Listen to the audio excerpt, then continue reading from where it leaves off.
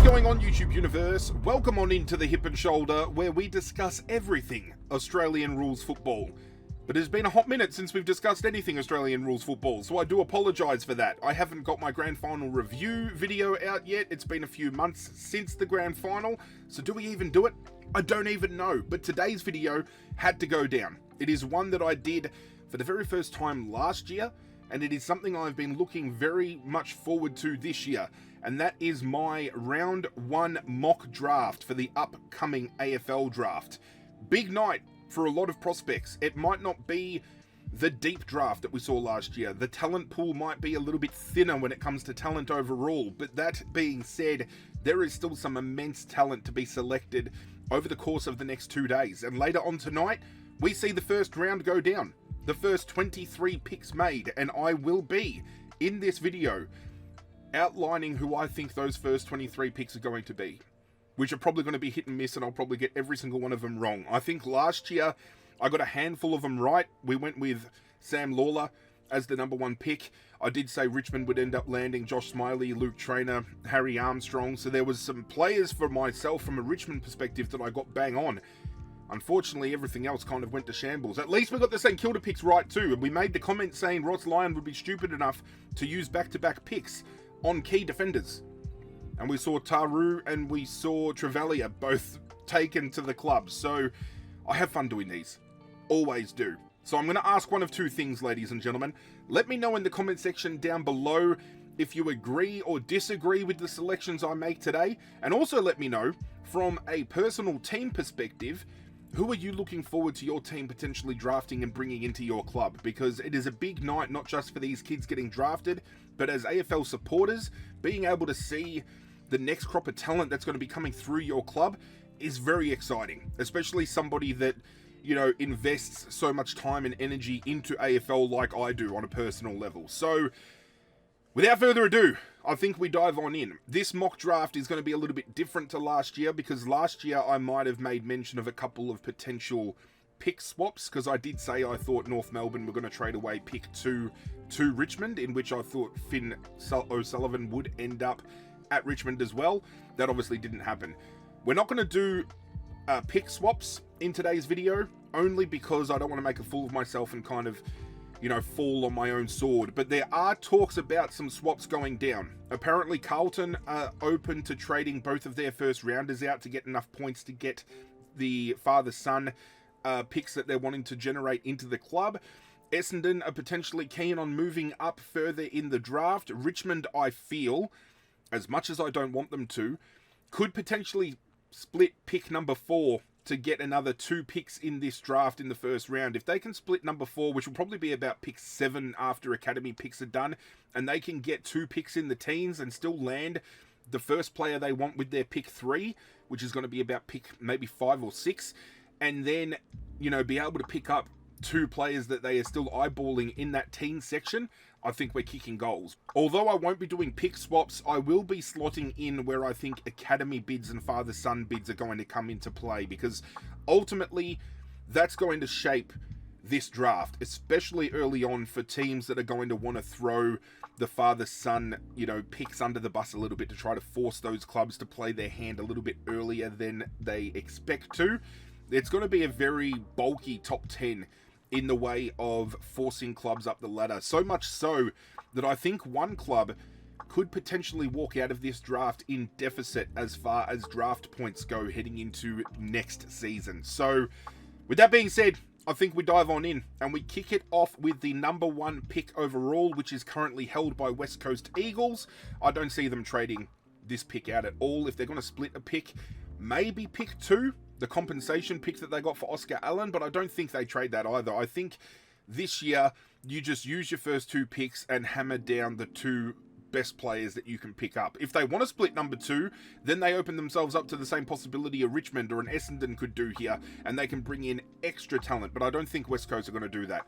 With pick number 1, I have them slated to pick up Willem Dersma, the brother of many Dersmas that are currently in the AFL system. Apparently, there are 4 of them now total that have been drafted. I don't know whether they're just brothers. I know there is a sister playing in the AFLW, but he has been earmarked for a very long time as being the number one pick here. Some people could argue that maybe Zeke Uland could be the number one pick, but I think they go straight for the player that they want. And as a Richmond man, I said it last year, and I'm going to back it up. If you want a player desperately and you're going to invest in them, especially if you're a rebuilding club, I don't see any benefit to you to force another club's hand to make an academy or father son pick earlier. Pick that player that you want. Put the belief into them and the motivation into them, saying, we want you as the number one pick. We want you to be the catalyst that drives our club forward. Richmond did it with Sam Lawler last year. I'm expecting West Coast to do it this year with Willem Dersma. He has athleticism, versatility, professionalism that everybody's apparently cooing over. His impact across defensive, I'm fucking stumbling my words. His impact across the defensive line, the midfield, and the forward line, where he has swapped and changed, is unfathomable.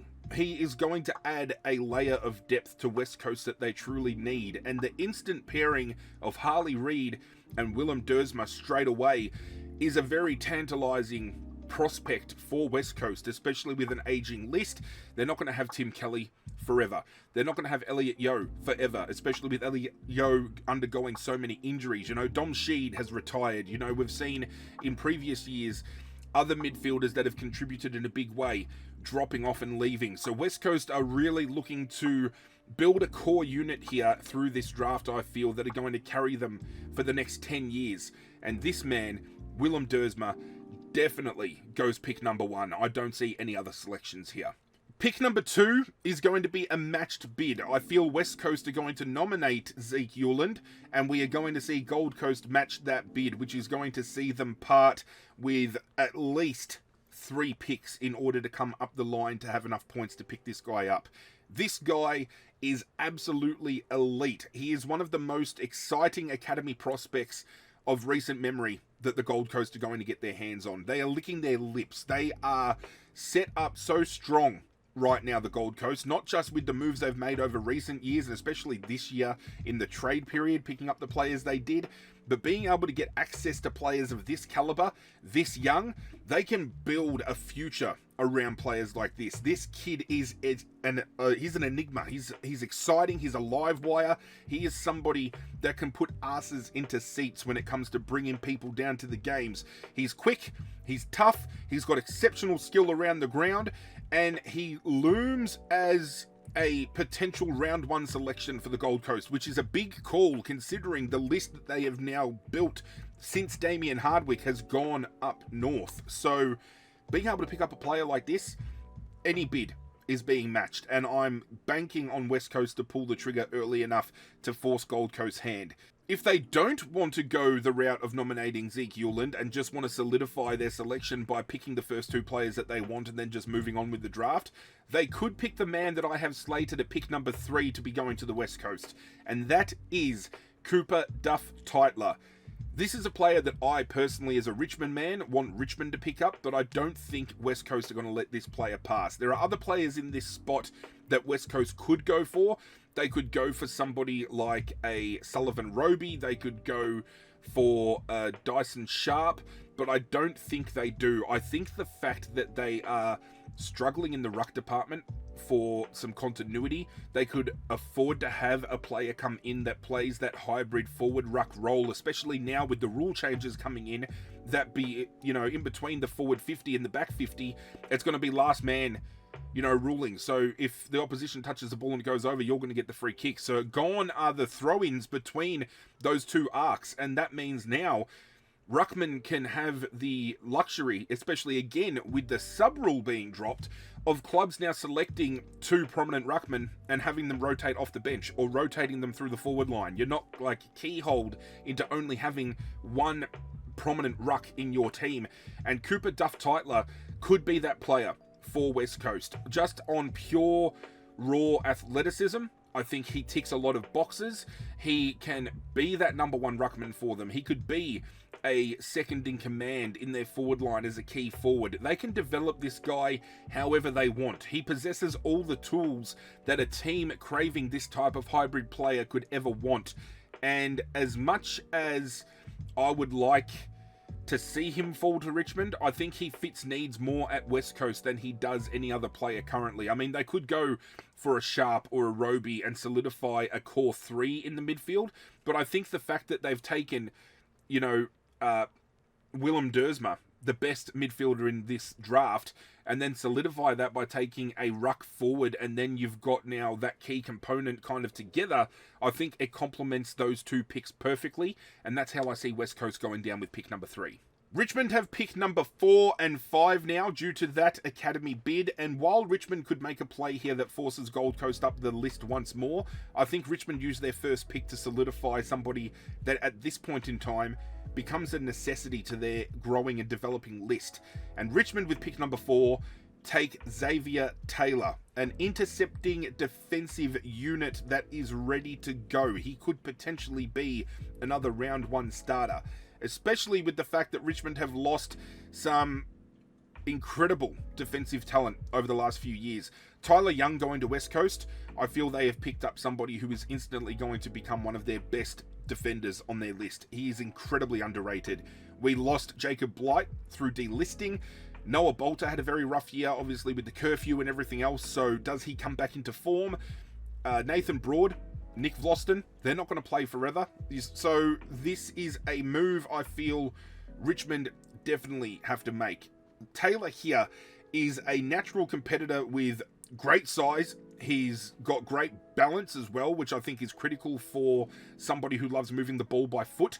He plays with a air about him and a presence that I really feel is going to help drive Richmond's defensive line. And to imagine him pairing with Bolter, pairing with Gibkiss, and just slotting into that role, essentially ending up becoming a Nick Vlaston Broad type player, that kind of floating back player who can take that intercept ball and then just float on through. He is one to watch. There are going to be clubs that if Richmond don't pick him up here, are going to be chomping at the bit to try to get up the draft table to snap up. I do not think Richmond let him pass pick number 4. That's despite the fact that Richmond apparently love this kid, and if you invest time and effort into letting a kid know how much you like him and you want him on board, you don't let him slip to an opposition pick. Richmond's next pick will then force Gold Coast's hand. I think this is where Richmond come out and say, we take Dylan Patterson. Gold Coast come out and make their move to match that bid, and I feel this is where the draft picks that they have left to move up the board are going to put them into deficit for next year, and I'm not the only one who thinks so, but I don't think really they would care all too much. They're landing the 2 players they want out of this draft, already built up upon the list that they have got. They just picked up Jamara Ugle-Hagan for nothing. They just got Christian Petrarca. Before that, they added John Noble. They added Daniel Rioli. They are adding players to this team that are making them infinitely scarier each and every season. So bidding here and going into deficit, I don't think they care. Patterson is earmarked as a genuine game breaker. And I mean, if Gold Coast even fucking need another player like that, he is a prospect that obviously backed up by the fact that he's touted here to go in the top 5, I think speaks volumes about the talent this guy has. He has a ability about him that really, if given a chance to go early, could drive Gold Coast through September. This is a guy that could be, even though he's only coming into the system as a rookie, can change the dynamic of Gold Coast forward of the ball absolutely incredibly. He's got great power, agility, he's got natural creativity with ball in hand. These are types of players that I feel forward of the ball Gold Coast is struggling with and really need to get on board. They've got like Bailey Humphrey and things like that, but they don't have many of them. You know, they've got a star-studded midfield, they've got a great defensive line, but then forward of the ball, they've got a lot of players that kind of do the same thing. This guy can break that mold, and I think Gold Coast, even though, as I said, will go into deficit by matching this bid, they couldn't give a shit. They're happy to pick Dylan Patterson up in this spot. With pick number 6, Richmond then come out swinging and take Sullivan Roby, who is a draft bolter in recent months. This guy has contested power through the roof, and when you look at Richmond's midfield, you look at Tim Taranto, you look at Jacob Popper, you look at Dion Prestia, they are great accumulators of the ball, but they are very slow. They don't have that breakaway contested ball winning action, and Roby has this in spades. You pair this with a Josh Smiley, you pair this with a Taj Houghton, you pair this with a Sam Lawler. This is an incredibly tasty prospect in this spot. There are other players that could fill this role and this niche, but I think Roby, even though he's bolting ahead maybe a little bit earlier in the draft than some would expect, his talent backs it up. It speaks for itself. He is absolutely explosive through stoppage. He's dangerous forward half of the ball. He offers a very rare blend in the midfield mix that we see with a player like a Marcus Bontempelli or a Patrick Cripps, where you have a bigger built body, but the ability to win ground ball and contested ball and have as much as athleticism as he has. I think this is one Richmond really need to take a punt on. Essendon hold the next 2 picks. However, I think Essendon is going to do some Essendon things, and I think we are going to see matched bids for the next 2 picks. At pick number 7, I have a matched bid for Daniel Annable, which is somebody that Brisbane have had their eyes on for a very long time. And as far as academy players and picks go, there are people that are, up in arms about the fact that Brisbane have just gone back to back and they still have the ability to take a top 10 pick here and just add to their list. But unfortunately, that's the way the cards fall when it comes to father-sons, when it comes to academy access and things of that nature. Daniel Annable is a elite midfield talent, and it just adds on to the prospect of Will Ashcroft, Levi Ashcroft. Obviously, Josh Dunkley, Lachie Neale, these players aren't going to play forever. Brisbane are solidifying this midfield core for years to come. He is somebody that Brisbane are not going to hesitate matching the bid on. They have had their sights on this kid for as long as he has been available to be looked at. I'm stumbling because I'm so excited. I love to look at this kid. I'm spewing he can't get snapped up by another club because I feel he could add to Richmond's list exponentially. However, it's not the way the cards are dealt. He's going to go to Brisbane. He is strong-bodied. He is a contested ball winner. He is already, I feel, going to just burst onto the scene when given the chance. And when you look at Brisbane's list and the kids under the age of 23, 24, they are imposing, they are threatening, and this guy just takes that list to a whole new level. This is a Brisbane team that are not just drafting and playing for now, they are drafting and playing for the future. That is fucking scary. The next match bid, I have Carlton matching the bid for Harry Dean, who Carlton have been linked for a very long time. I believe Harry Dean is a father-son selection and is one selection that, although I've got them matching a bid here, this is a pick that Carlton would have had potentially a couple of picks maybe later in the draft, but they're looking at potentially trading those 2 picks out because they have the ability here to match a bid for Harry Dean. They're going to lose, I believe, those picks that will probably end up being about around the 12 to 15 range. They'll use those picks, they'll trade those picks off and get enough points accumulated to make this match here. Harry Dean, despite being a smaller framed player, is one of the most promising key defenders in this talent pool, in this draft. And you need to familiarize yourself with the fact that, Carlton, I think where they fell off the most this past season was not having enough replacements in defense for the walking wounded, basically, that Carlton was.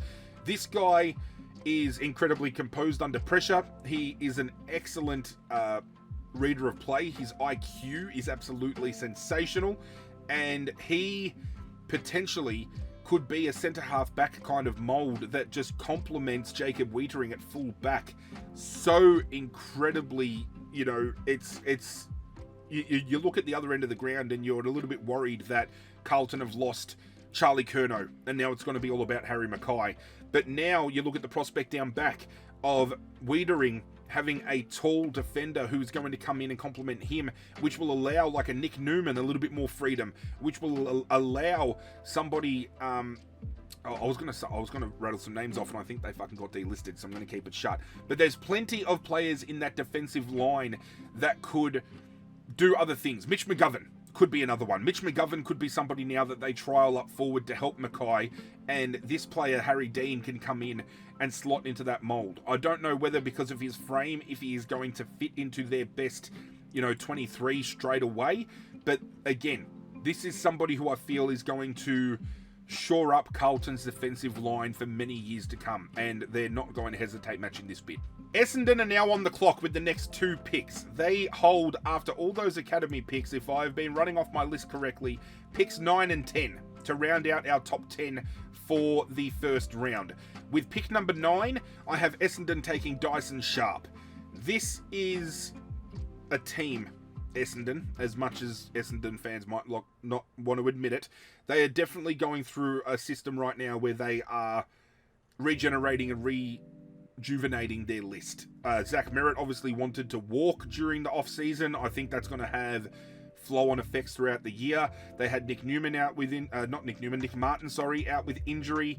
They've had other players in key important roles out with injury. So all of these players coming back in are going to definitely help their 2026 campaign, but they still are in a spot with their list here that they are still rebuilding. Maybe rebuilding on the fly. They might be a little bit ahead of other teams with their rebuild because they do have younger players and that kind of young core that they can still build around. But Dyson Sharp here, I think he brings talent and character in spades. I think this is a player, he could have gone much earlier in the draft. I think West Coast are looking at him potentially as a selection because pairing him with a Willem Dersma, with a Harley Reid, could be big. I mean, do Richmond look at him? Because this guy has, a midfield kind of mindset that he just puts his nose to the grindstone and he's just down and under everything. You want somebody that is willing to get in and go hard at the ball. I think he complements somebody like a Jai Caldwell. He complements somebody like a Sam Durham. If they're going to lose Zach Merritt, definitely, which I think they do, Dyson Sharp could be somebody that you bring in and help elevate the younger core that is underneath Merritt. The next kids that are going to have to step up and take the place once Merritt is gone. He has quality leadership. He is absolutely competitive. He is somebody that I feel would not only accelerate Essendon's run on field, but I think there's definitely maybe some cultural issues that are not spoken enough about at Essendon. This could be somebody that drives that forward as well. He is a great selection here. If he slides to this pick, Essendon would be absolutely crazy not to pick him up. Then we move to pick 10. This is a spot that I'm going to have to roll down my list here. If you see me looking off here, it's because I've got a list written down of everything I want to talk about. I have Essendon taking Sam Cumming. This is a player that apparently Richmond have their eyes on. Hawthorn are apparently keen on this guy as well. But I think based on his ability, on his raw talent, on his athleticism, he could go a hell of a lot sooner than pick 10 as well. I think pick 10 is unders for just the potential this guy holds. He is dynamic. He is a genuine forward 50 threat, which I think Essendon are crying out for more of those type players. And he's a medium-sized forward who I feel has the ability to rotate through the midfield and be damaging both in the guts and forward of the ball. This is somebody who could complement a Sam Durham, could allow Sam Durham to get some forward minutes, could, afford to get into the midfield when we've seen players like Zach Merritt thrown around the fucking ground willy-nilly. This is somebody who, again, I feel just complements the Dyson Sharp pick so incredibly well. And I think that's what I've done with this first round mock draft. I've looked at players that really complement each other as well as complementing the list they are going to. And I think Sam Cumming on the back of the Dyson Sharp pick just help Essendon's list regeneration infinitely better, infinitely greater. They're going to be held in great stead if they can land these two boys on their list. Melbourne hold picks numbers 11 and 12, and I have them going back-to-back with picks that are going to help their list exponentially. Pick number 11, I have them taking Jacob Farrow, who is one of the most versatile pieces that can be used on the AFL chessboard when it comes to players in this draft pool. He is a intercepting halfback flanker who has the ability to go into the midfield and could potentially transition into a more prominent midfield role. But I think with Stephen May, even though he's going to be back at the club next year, being told by the club to look elsewhere, they're obviously looking to invest in other avenues. And if you're taking an intercept defender out like Stephen May, Jacob Farrow is somebody that can slot into that role quite easily. Let's not mince words about Melbourne's list. Stephen May was told to leave. No one wanted him, so he's back there begrudgingly. They lost Christian Petrarca. They lost Clayton Oliver. They've picked up Brody Myercheck, but is Brody Myercheck a little bit past his expiration date? I feel they've waited a little bit too long and rested on their laurels a little bit to try to bring in a key forward this late in the game. Bringing in a key intercept defender that can rotate into that midfield group just fills a niche that Melbourne have now opened up on their list because of the players that they have lost. That leads me on to the next selection at pick number 12. And I'm going to butcher this name, so I apologize. I have them taking Sam Grill or Gridge. I don't know how to say it, but I'm sorry. Okay, I'm sorry.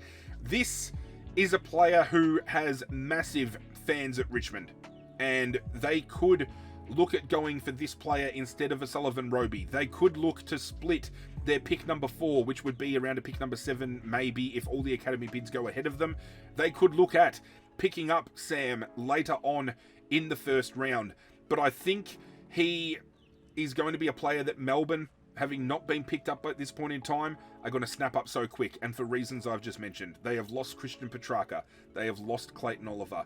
They need somebody that can bring elite burst and breakaway speed, that can bring toughness, that can bring absolutely power gut running. He might not have the cleanest ball movement by hand or by foot, but his raw athleticism and his drive and willingness to go, I think, is going to see him slot into Melbourne's midfield straight away. If they take this player, he makes a round 1 debut next year. I'm convinced of it.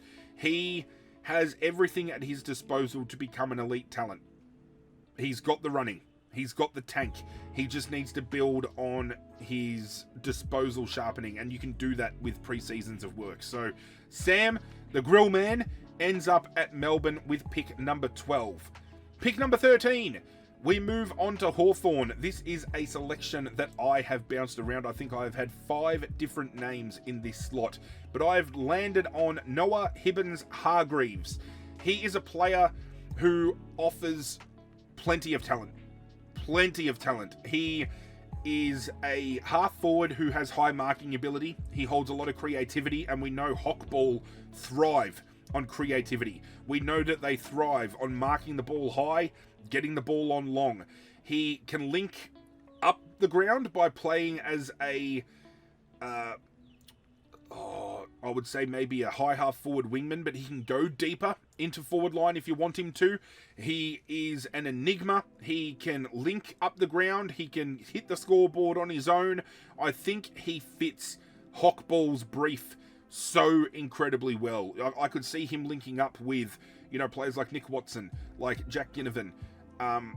They've just lost Luke Bruce, so this could be a player that comes in and adds that kind of dynamic, that similar kind of fashion to this list. I've had players like Sam Cumming in this selection if he slips. I've got players that I have later in the first round getting picked earlier, but I just feel Hibbins-Hargreaves here has a skill set and a creative mind that just suits Sam Mitchell's game so well, and I don't think they pass up on somebody that complements the list that they already have. We then move on to the next pick. Pick number 14, held by GWS, and I have them taking Oscar Taylor.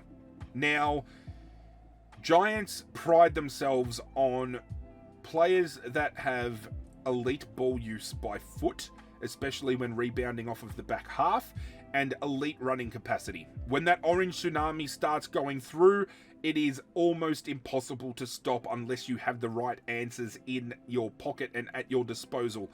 And Oscar Taylor here is going to be pounced on quick if he is still available and on the market.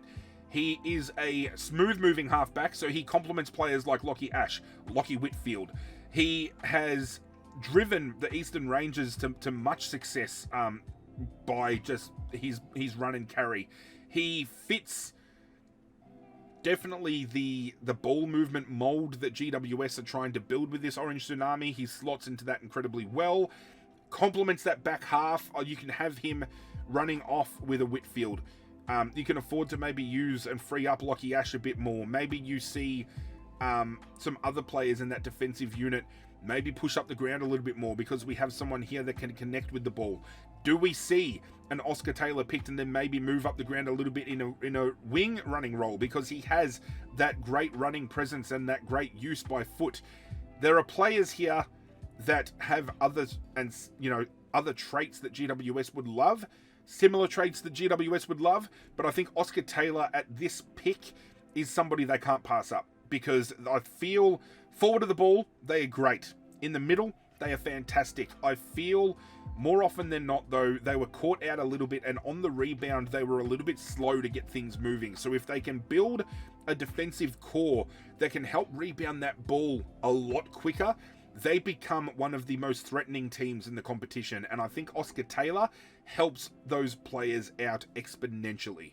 At pick number 15, West Coast rear their heads again, and I have them taking Lockie Doverston. Now, this is a player that Melbourne are looking at. This is a player that Essendon are looking at, and both Melbourne and Essendon do have picks ahead of this in the draft. So there is a strong possibility that Lockie Doverston is not on the list come this selection. But he is a genuine forward threat that I think West Coast could thrive with bringing in. They have to fit needs with their picks. I've got them already taking the best midfielder in this draft. I've got them taking a ruck forward hybrid.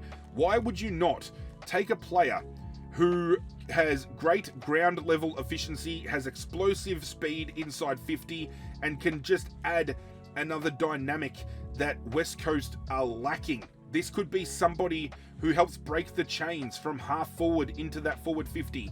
This is a player that you can throw into the midfield and can be a breakaway speed type player running alongside Willem Dersma, running alongside Harley Reid, and being able to hit the scoreboard on his own makes him a tantalizing pick in this spot. There are other players, again, that could easily go here, and these are only based upon my own opinion.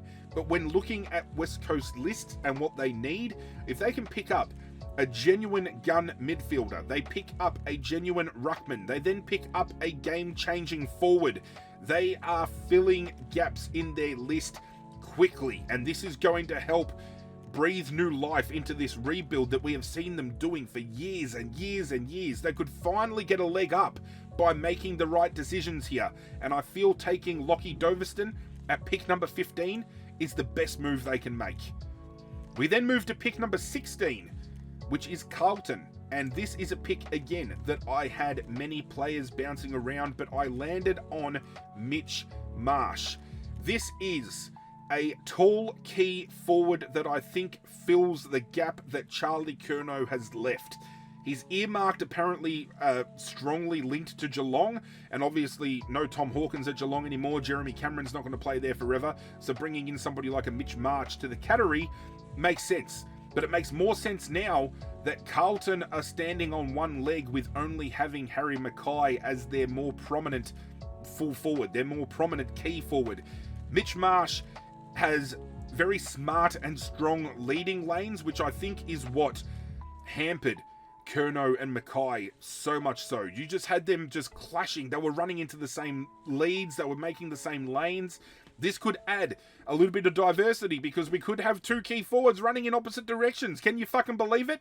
He's got very clean hands and he has natural forward craft. This is somebody who Carlton can not only look at pairing with Harry Mackay, but this is a player who brought into a system like Carlton where they're thriving and looking for that player. They're begging for it. He would be held all the better for earlier exposure to the game. And if they make this play, if they bring him in and he is ready to go, he could be another round one bolter in the way of being able to play round one next year. I think his skill set, his presence, his knowledge complements Carlton's forward line, complements Harry Mackay, and is a very smart pick at this place for Carlton. Pick number 17 falls the way of the Bulldogs, and I have them taking Joshua Lindsay, an incredibly creative and smart defender, and I feel that is one line the Bulldogs are lacking in the most. I think we can all attest to the fact that they have an elite midfield group. They have a very serviceable forward group. I mean, they didn't have Jamara Ugelhagen all year, and they still managed to only just fall short of the finals. So I don't think they're screaming for a key forward anytime soon. But the fact that they've just lost Liam Bones-Jones, they can't have Rory Lobb doing all the defensive marking and pressure on his own. I think here in this spot, Joshua Lindsay is not just a smart pick, it's a safe pick. It is a pick that they can build a defensive line around. There are other players in this mold that could go here. They could go for somebody like a Blake Threadgold, which I originally had in this spot, but I just think he is somebody who adds elite foot skill. So not only being able to win his own ball, but to hit targets out of that defensive lineup. We've seen Bulldogs sometimes just butcher that connecting ball from half back to half forward. This is somebody that has elite presence when using the ball by foot, when using it by hand. He's a smart user. He is a smart mover. I think he complements their list a lot. And, you know, this is a genuine need that the Bulldogs have.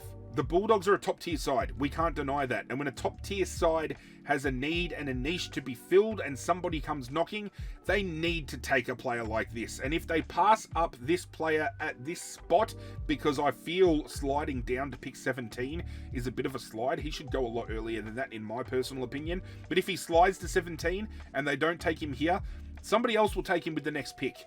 And that next person, I believe, would be Port Adelaide, who I originally had taking Joshua Lindsay, but I now have them taking a player named Aiden Schubert, who is a key forward that I think Port Adelaide are screaming for. Since losing Charlie Dixon, they lost Charlie Dixon 2 years ago. Coming into this season, I said they were going to struggle without him. And they struggled. They've now got no Jeremy Finlayson. They're now going to have to rest their laurels on Todd Marshall being fit, on Georgiades remaining fit, on Lord being good enough to stay at the level. Taking an Aiden Schubert here is somebody who brings a strong marking presence to the forward 50 that I think Port Adelaide are lacking. This is somebody who is an aerial threat.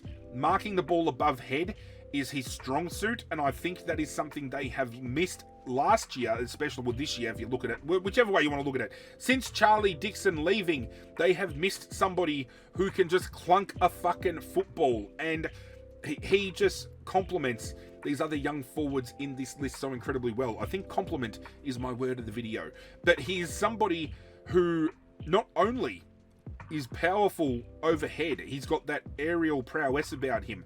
He can pinch hit in the ruck. This is somebody that can add a little bit of versatility to Port Adelaide's structure, which is only going to help them now with this, as I said, the rule changes with now no sub, with now the, last touch rule. There's not going to be that in between forward 50, back 50 throw-ins from outside. So now you have the prospect of moving ruckman around the ground a little bit more creatively, a little bit more freely. And I think Aiden Schubert could be somebody that, I wouldn't say it could be a game changer for Port Adelaide, but definitely raises the bar a little bit for them. And I think forward of the ball is where they're lacking the most. They have really invested in their defensive half. Their midfield core is great, but they really need some forward presence. And I think Schubert brings that in spades. At pick number 19, I have Geelong taking Javan Philippou. This is a player that apparently Richmond are heavily invested in. Philippou himself has come out and said of all teams he's spoken to, Richmond seem the most keen, which is why I said I wouldn't be surprised if Richmond split their second early pick, or they try to trade up in the draft to snag this kid. And while he maybe comparatively to other players on Geelong's list doesn't fit an immediate niche or need, he adds to what they already have. They've got great ball movement through players like Max Holmes, through Bailey Smith. Forward of the ball, they have the creativity of somebody like a Tyson Stengel. But you add somebody like Philippou into the mix, who has very clean hands. He has elite moving patterns. He is somebody that I feel would suit maybe an Essendon. He could maybe suit somebody like a Melbourne. I don't know whether St Kilda will try to trade up to maybe get him because his brother plays on their list already, trying to bring the brothers together. I don't know. Do they have enough salary cap to fucking bring anybody in St Kilda? Who fucking knows? But I definitely feel he is going to be a player who might not have immediate impact into Geelong's team, but over time is going to be one of those players that can transition in, even if he starts off as a creative small forward and then works his way up the ground. You can never have enough small forwards who are very smart with their running patterns, with clean hands. If the ball comes to ground, this is the type of player that will snap that up for days, and Geelong thrive on that type of football. So I think he is a very smart pick here. With pick number 20, I have Fremantle taking Blake Threadgold. He is a bolter in this draft. A lot of people have him a few picks ahead of myself. Again, I mentioned that the Bulldogs could potentially go here with their pick. There could be a couple of teams prior to that pick up a player like Threadgold as well. But he is a player who has a skill set that makes him comparative enough to Harry Dean in this draft. And if you recall what I said earlier in the video, Harry Dean is touted as the best intercept key defender in this draft pool, and the fact that Threadgold is just as good and in conversations maybe a little bit better, I think a team like Fremantle would love to bring this type of player into the mix. I feel adding to, a player like Liam Ryan's ball use, like Pierce, and that kind of strong big-bodied intercept marking to then let the runners like a Jordan Clark or a Hayden Young loose. I think that just helps solidify that back six infinitely. And again, Pierce isn't going to play forever. Ryan isn't going to play forever. So to get somebody kind of in that similar vein, that similar mold into the team, I think works incredibly great for them. He has great size. He's got great closing speed as well. So if his opponent tries to get a leg up on him, he'll catch you more often than not. And his aerial game is built not just on his leap, but his courageousness and his bravery. He doesn't have any regard for himself. He'll put his body on the line into a pack to win a contest. And I think a defender with that kind of mindset is incredibly integral and necessary for teams that are going to push for premierships. And if Fremantle want to take the next step, Threadgold could be the player as a long-term prospect that leads them onto that path. At pick number 21, I have Essendon taking Harley Barker, who on my list has probably slid a bit comparatively to other lists. Some might have this guy earlier in the teens.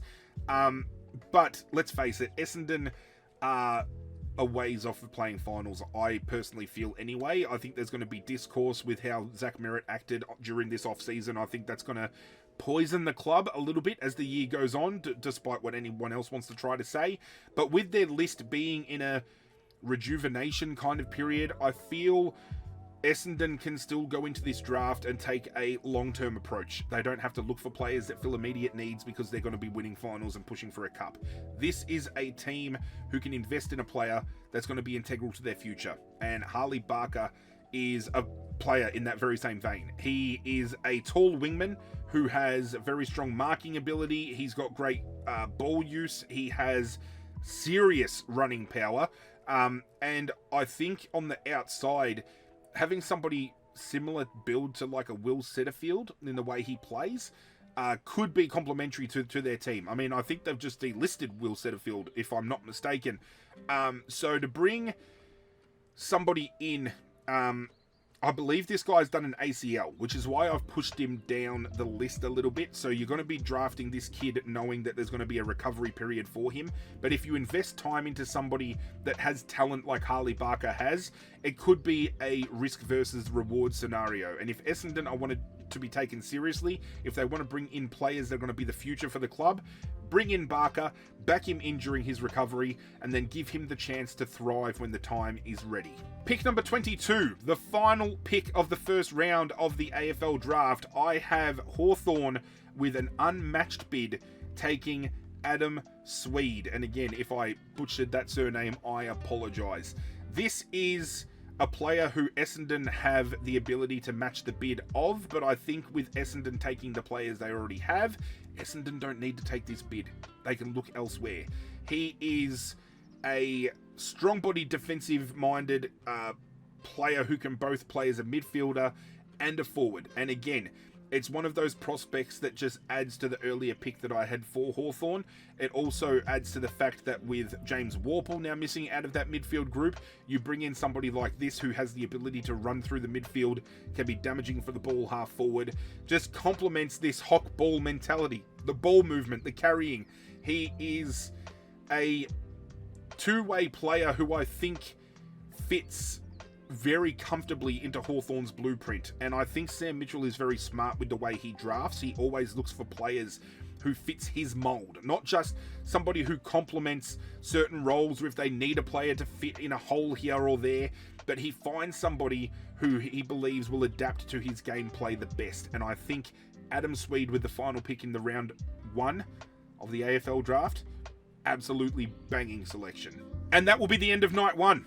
Round 1 done. I don't think there's a need to do a round 2 mock draft. I think everybody's more invested in round 1 and seeing where those 22 players end up going. Just to rattle the names off, I will quickly go through it once more.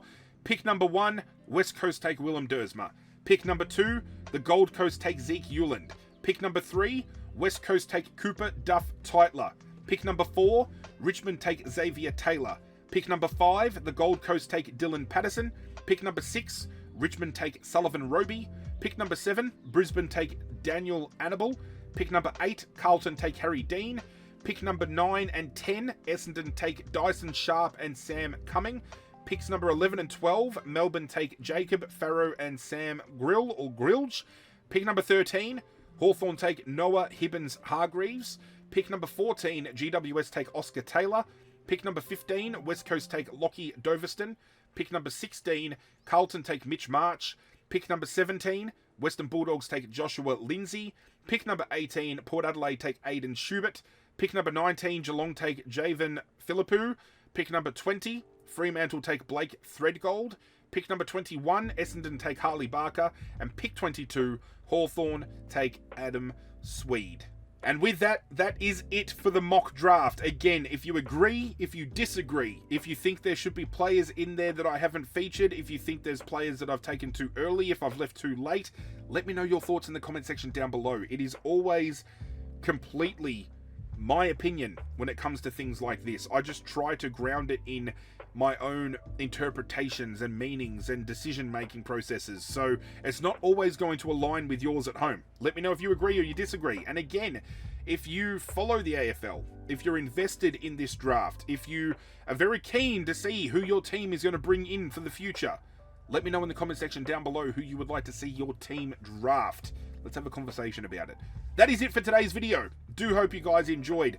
Following the draft, I have a plan on doing a series of videos where we look at each of the teams and how they have handled their off-season. So we talk about the trades they made and then the drafts that they did. I could have done a trade period recap, but then seeing teams trade for picks and not knowing where those picks were going to eventuate or who they would bring in, I feel I can't judge those moves because, you know, for example, Melbourne get 3 first-rounders for Christian Petrarca.